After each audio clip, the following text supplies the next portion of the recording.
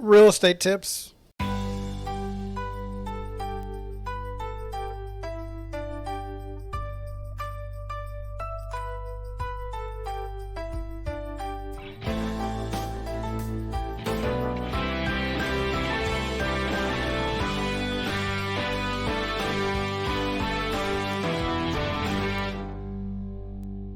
Good afternoon, everyone. For those who don't know me, my name is John Shank, and I'm the founder and managing broker of Deerwood Realty here in St. Louis, Missouri.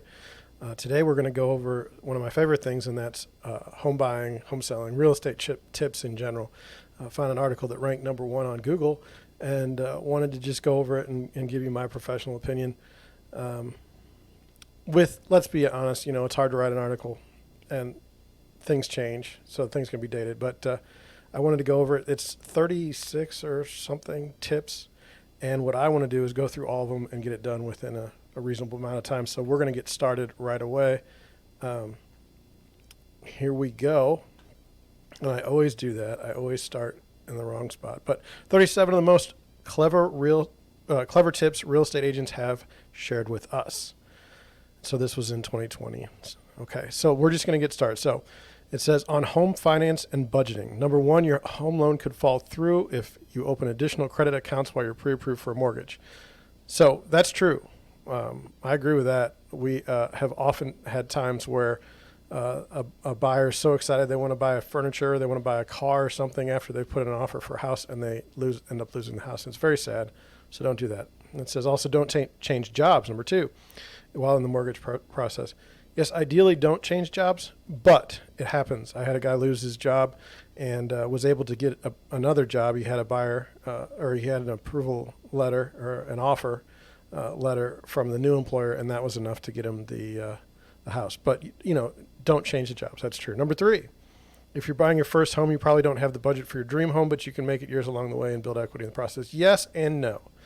So if you go to the top of your budget and you buy a house that's completely remodeled and in perfect shape, and you're planning on turning it in, like, let's say 2 years, 3 years, you probably don't have enough. You're probably not going to have enough equity built up in the home, even in a hot market, to where you might even have to bring money to the table to close. So I would not recommend that. What I would recommend is if you're going to buy a starter home, either buy one that might need some work, some updates that you can do, some sweat equity, or if you do buy a really, really nice home that doesn't need any repairs or improvements, just keep it and just stay there longer. Instead of banking on 5 years, bank on 10. That's how I would do it. Number four, a good real estate agent will not just care about how much you're pre-approved for, but also how much you're comfortable paying for every month once you factor in things like maintenance and potential HOA assessments. So I don't know if a good real estate agent would do that. I'll be honest with you. The way I usually do it is I let the mortgage guy take care of the mortgage, and I do the real estate guy, I take care of the house. So, most buyers I know either go to the top of their budget or they're going to go based on their payment. So let's say they're going to say, I don't want to pay more than $1,100 for a month for a house. Okay, or $2,000 a month for a house. That's just what they do. They don't really, the lender in my situation will normally go and discuss maintenance and HOA assessments and things like that. Plus, HOA assessments are going to factor into the affordability calculator anyway. So, anyway, number five, bidding wars are prevalent, but to prevent heartbreak in the home buying process, look at homes that are on the lower end of your budget, so you have some wiggle room to make counteroffers. Look at what's on the market. You don't have to look at the lower end. You don't have to look at, it just depends on the house. And you're going to have heartbreak. Last house I had listed had 16 offers for it. I mean, in this market at this time, just expect that you're going to get your heart broken more than once on the search.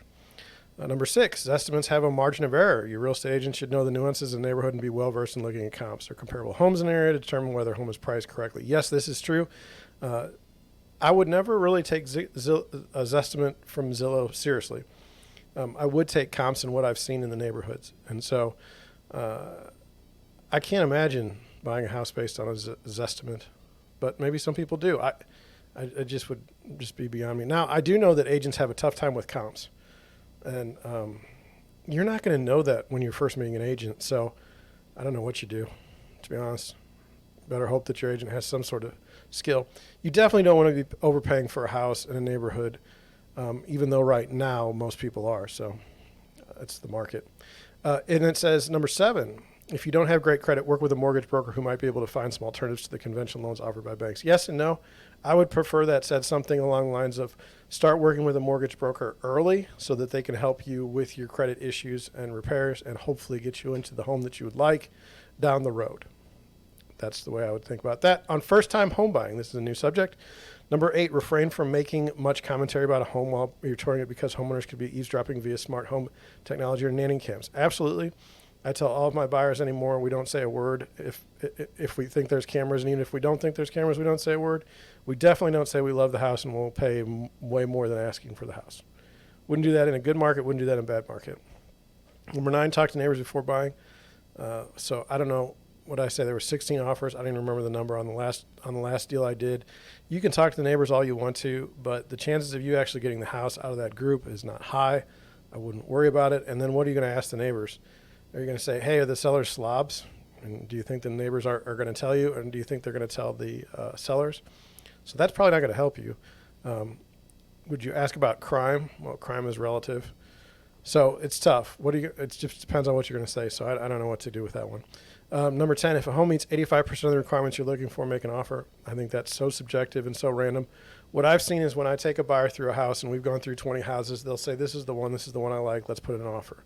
It's got nothing to do with 50% of what they want or 80% of what they want or 100% of what they want. They'll just do it.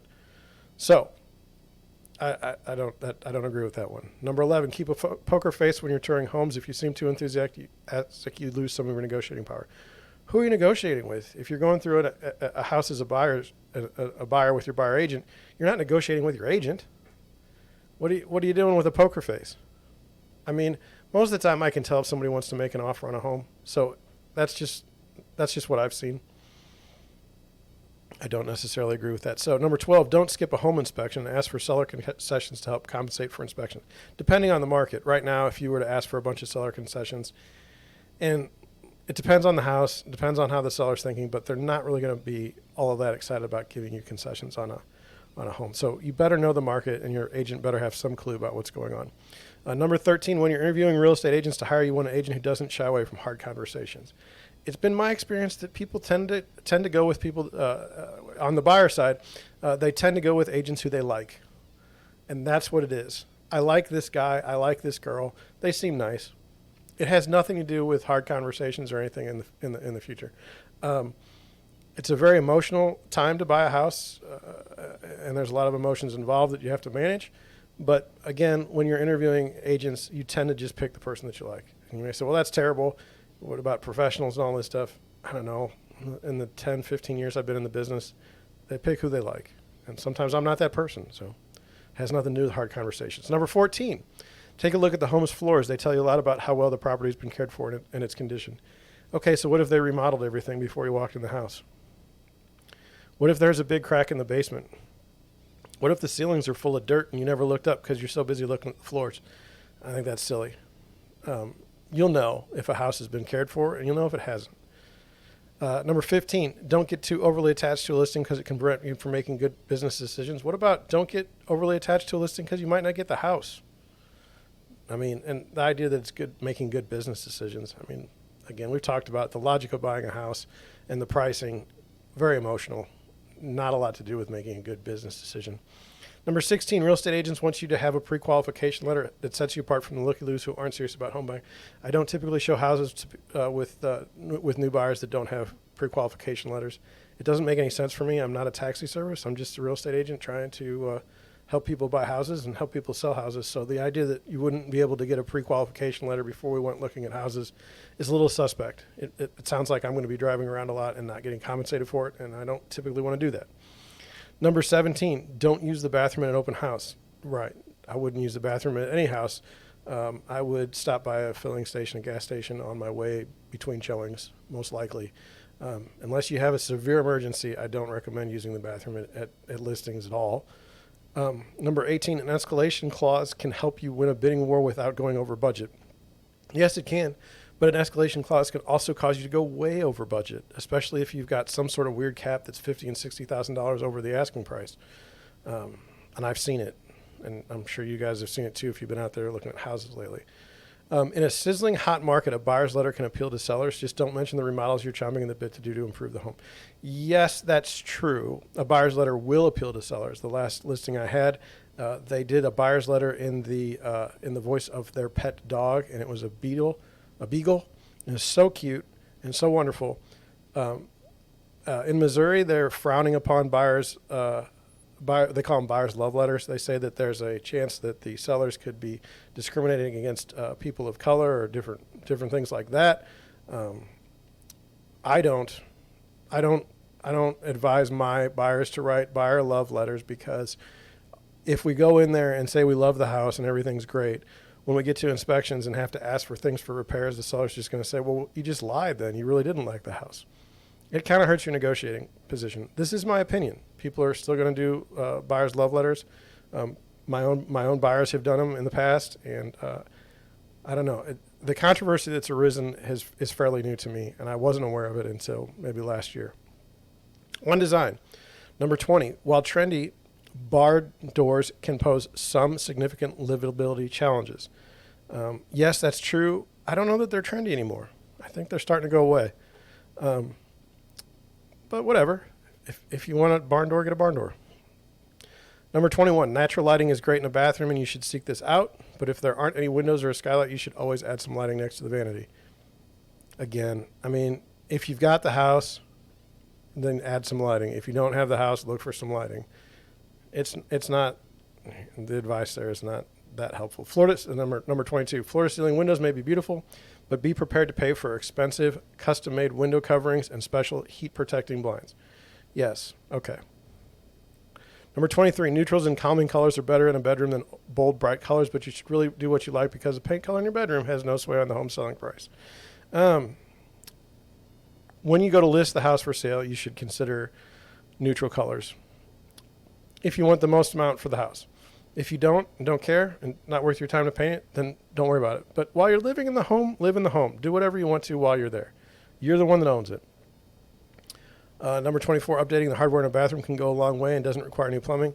Yes and no. If you've got a bathroom from the 20s and everything's like perfect and there's no tile that's destroyed or no cracks or anything like that, probably don't want to be putting in new stuff. Probably should just leave it the way it is. This is on home staging. So number 25, busy black backsplashes, dim lighting, and pots and pans hanging from the ceiling above your center island will make your kitchen look and feel smaller. Yes, that's true. However, if you have a huge kitchen and you do at least the pots over the center island, it's kind of cool looking. I kind of like it. As long as they're clean pots, that is one thing. If you're going to do that, make sure they're clean. Maybe don't even use them. Just use them for show. Number 26, TV placement is based on personal preference, but if you've got an old clunky TV, it's best to take it down before showings. Yes. Anytime I see a TV from the 80s in a house, I know something's up, because everyone has flat screen TVs now. Number 27, buyers fancy a finished basement, but wood paneling and carpet in this area can date the subterranean space. So for me, I hate carpet in the basement. I hate carpet in the bathrooms. That's just me. And as far as wood paneling, I don't really care about wood paneling if it's in the basement, as long as I mean, you can paint wood paneling, you can make it look very nice. So I don't really care about that. But the carpet, I'm not a fan of carpet in the basement. I just can't stand it. Number 28, loud paint colors, whether on the walls or cabinets, can deter buyers. Yes, but so can a million other things. Depends on if it's tasteful or not.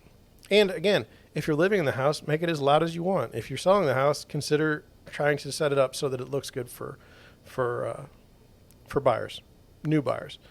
On selling, number 29, buyers want to smell fresh air when they tour your home, not any artificial scents from candles or air fresheners.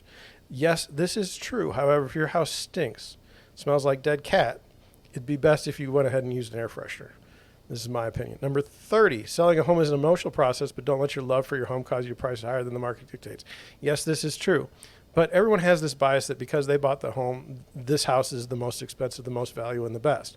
And real estate agents play on this all the time. It's called buying the listing. 70 to 80% of the time, if you go into a listing and you're the agent and you're battling 3 other agents and you say you'll list it for the most amount of money, you'll get the listing. Is it right? No. Does it happen? Yes.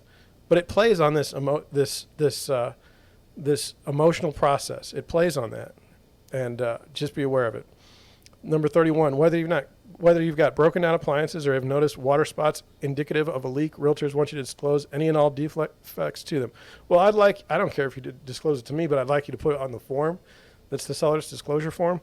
And if we are showing the house and an agent comes through and says like, hey, I noticed this, in my last listing, the house didn't have any screens. I didn't know, the sellers didn't know, but we did an amendment or an addendum to the seller's disclosure that said, hey, we don't have any screens. Might as well tell these people up front, because when you go through the inspection, they're going to ask for it if you don't have it done. So I'm pro disclosure, because when I look at a bunch of disclosures, I know the people are being serious or they're just messing with me, just based on the way they filled out the disclosure. That's just me. And I will tell my buyers this, I will tell them that, because they're not going to know. They've not looked at thousands of them. Number 32, if the listing photos show your home stage, make sure that that's the way your home looks during the showings. Yes and no. So if you have beautiful furniture and you have a beautiful stage home and you take pictures and then you have to move and the house is vacant, it's vacant and there's no one, that's the way it is. There's nothing you can do about it. You took your furniture with you. That's completely different than you've staged your home and it's beautiful. You got the pictures taken and then you just trashed it. But who would do that anyway?